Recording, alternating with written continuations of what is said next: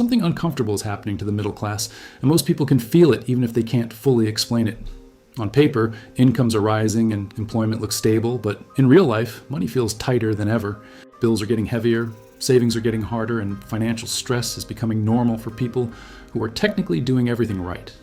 That gap between what the numbers say and what people feel is where the real story begins. This isn't just a feeling anymore, the data is starting to confirm it. The middle class is not just struggling temporarily, it is slowly losing financial ground over time. For decades, the middle class represented stability, a steady income, a comfortable life, and a predictable financial future. If you worked hard and stayed consistent, you were expected to move forward financially. But today, that expectation is quietly breaking, not suddenly and not dramatically, but slowly year after year. The change is subtle enough that many people don't notice it until pressure builds. To understand this shift, we need to look at one simple concept: purchasing power. It's not about how much money you earn, it's about what your money can actually buy over time. This is where the real problem begins, because while wages have increased, prices have increased faster. And that gap between income growth and cost growth is where the middle class starts losing. If your income goes up by 5%, but your expenses go up by 8%, you are not moving forward, you are moving backward without realizing it. This is happening across multiple areas of life at the same time. Housing is the first major pressure point, and for most middle-class families, it is the largest expense. Over the last decade, housing prices have surged dramatically, in many places doubling or even more. But wages did not double, which means affordability dropped even for people earning more than before. That creates a situation where progress feels like pressure instead of relief. Rent tells the same story because in most cities, rent has increased rapidly, and once it rises, it rarely comes back down. This creates a permanent financial burden that keeps growing.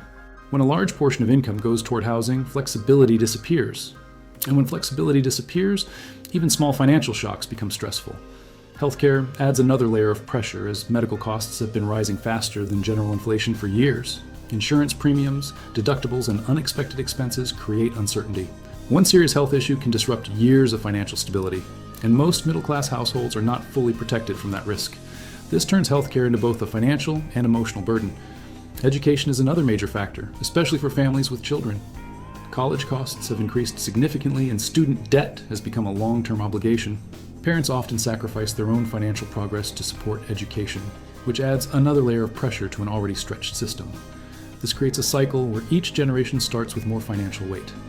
Now combine all of this with inflation, which is the silent force behind everything. Inflation doesn't destroy wealth overnight, it erodes it slowly and consistently over time.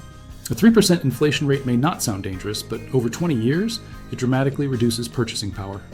What feels affordable today becomes expensive tomorrow and stressful later. This is why many people feel stuck, even when they are earning more than they did in the past. Income growth creates the illusion of progress, but purchasing power tells the real story. The problem is not just economic, it is structural, meaning it is built into how the system operates. As incomes rise, lifestyles expand naturally, not irresponsibly, but logically. People upgrade their living standards, move to better areas, and improve their quality of life. But these upgrades come with higher fixed costs that are difficult to reduce later. Fixed costs are dangerous because they reduce flexibility, and flexibility is what protects you during financial pressure. When costs are locked in, adjustments become harder. This is how financial stress builds over time, not from one big mistake, but from constant pressure that never fully goes away. That pressure slowly compounds. Now here is something most people don't realize. Inflation affects different groups in different ways. Higher income individuals often own assets that rise with inflation. Real estate, stocks, and businesses tend to increase in value during inflationary periods. This means their wealth grows alongside rising prices. But the middle class relies more on income than assets, which creates a disadvantage. While prices rise, their wealth does not grow at the same pace. This creates a hidden gap between asset owners and income earners, and over time, that gap continues to widen. That is one of the biggest structural shifts happening today. The result is not a sudden crash, but a slow transformation, where financial pressure becomes normal. People adapt gradually without realizing what is happening. They cut small luxuries, delay plans, and adjust expectations without making a conscious decision. Over time, their standard of living quietly changes. This is how financial erosion works, not loudly, but persistently.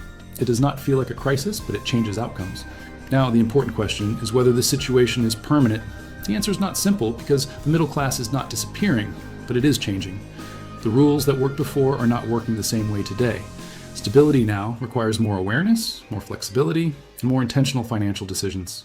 Relying only on income is becoming riskier, and ignoring inflation is becoming more expensive. This is where the real shift begins.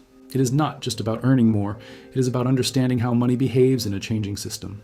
Awareness becomes more valuable than assumptions. Because once you understand these patterns, you start making different decisions. You start focusing on sustainability instead of just growth. The middle class is not failing, it is being tested by rising costs, inflation, and structural changes in the economy. And those who adapt early will have an advantage. This is not about panic, it is about clarity. The real risk is not losing money suddenly, but losing purchasing power slowly without realizing it. And that leads to one final question that matters more than any statistic. If your income keeps rising, but your purchasing power keeps falling, are you actually moving forward or quietly falling behind?